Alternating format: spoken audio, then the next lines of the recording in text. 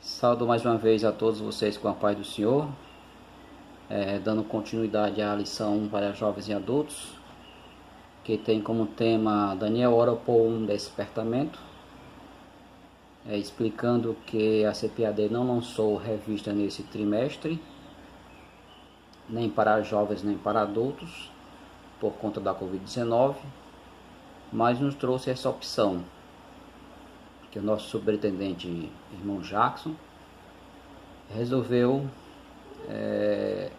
adotar.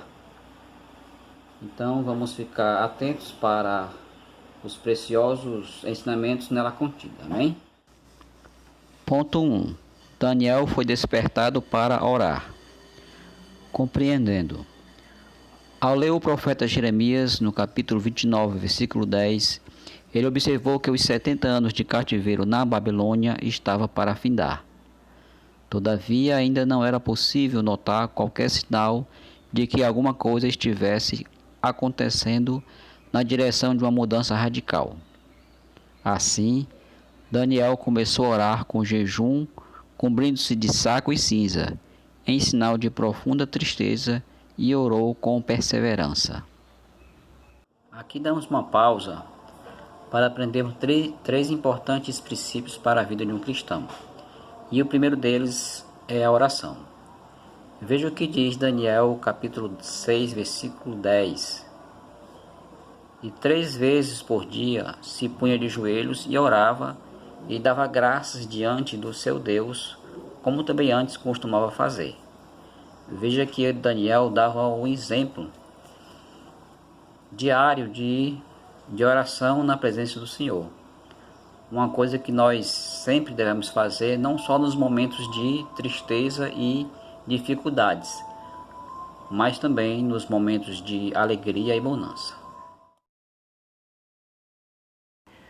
A estrutura espiritual de Daniel capacitava-o para enfrentar verdadeiros combates em oração.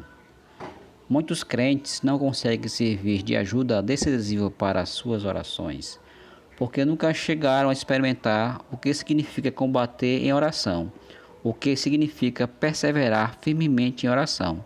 Somente visitam de vez em quando o culto de oração. Mais uma vez estamos falando de oração. Lá em Mateus capítulo 6, versículo 6, onde está o Sermão do Monte, Jesus diz o seguinte: mas tu, quando orares, entra no teu aposento e fecha a tua porta, e ora a teu pai que está em secreto.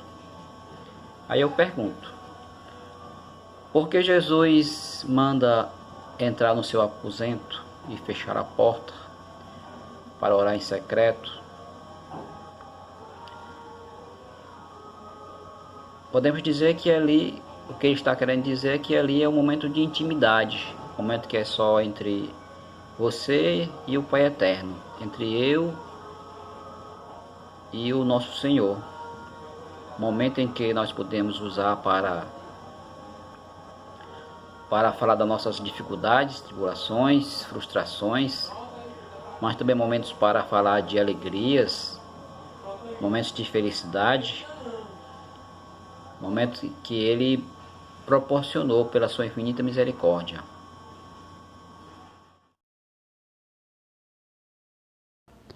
Outra pergunta: você sabe orar? Ou você acha que não sabe orar corretamente? A dica é aprendermos com os discípulos em Lucas 11:1. E aconteceu que, estando ele, Jesus, a orar num certo lugar, quando acabou, lhes disse um dos seus discípulos: Senhor, ensina-nos a orar.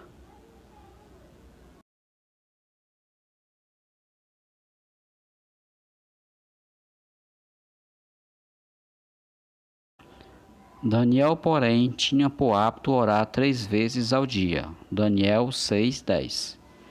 Quando a sua própria vida, bem como a de seus amigos e a de todos os sábios da Babilônia, estava em perigo, Daniel alcançou o livramento e a vitória através da oração. Daniel era, portanto, experiente na vida de oração. Coincidindo com o período de oração de Daniel, Profundas mudanças estavam para acontecer na Babilônia. O reino da Babilônia estava em guerra com os medos e os persas. Na época, Nabonido era o rei da Babilônia. Belsazar, o filho de Nabucodonosor, estava na capital, a cidade de Babilônia, cuidando dos assuntos administrativos do governo. O mesmo organizou uma festa para seus grandes. Estando já embriagado, mandou trazer os vasos sagrados que o rei Nabucodonosor havia trazido do templo de Deus em Jerusalém e havia colocado no templo pagão da Babilônia.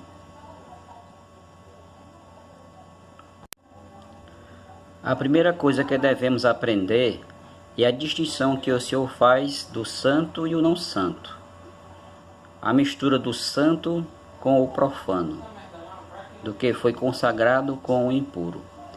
Esta divisão foi um mandamento que Deus deixou no Antigo Testamento, mas como princípio ou regra, o cristão deve aplicar em suas vidas sempre. Veja o que o profeta Ezequiel, no capítulo 44, verso 23, falou: E a meu povo ensinarão a distinguir entre o santo e o profano, e farão discernir entre o impuro e o puro. Ele e todos os seus convidados beberam vinho nestes vasos santos. Está em Daniel capítulo 5, verso 2 ao 4. Diante de tal violação e rebeldia, houve então uma intervenção divina. O rei viu que os dedos de uma mão de homem escrevia na parede defronte do castiçal. Está em Daniel capítulo 5, versículo 5. Nessa passagem fica muito claro a intervenção de Deus no curso da história de uma nação. Mas nós sabemos que Deus tem o controle de todas as coisas. Ele pode intervir no destino de povos, países e até a nível mundial, quando o julgamento virá a todos. Veja o que diz Provérbio 29, 1. Aquele que, sendo muitas vezes repreendido, endurece a cerviz, será quebrantado de repente, sem que haja cura. Acabou-se a alegria da festa. Os joelhos do rei tremiam. Sábios e astrólogos não puderam interpretar a mensagem escrita na parede. Finalmente, Daniel foi introduzido na festa e fez a interpretação do texto escrito na parede. Entre outras coisas, estava escrito: Dividido foi o teu reino, e deu-se aos medos e aos persas. Está escrito em Daniel, capítulo 5, verso 28. Naquela mesma noite foi morto Belsazar, rei dos caldeus. Tudo o que aconteceu na vida de Daniel foi resultado de uma vida consagrada a Deus. Era através da oração que Daniel alcançava livramento e vitória contra seus inimigos.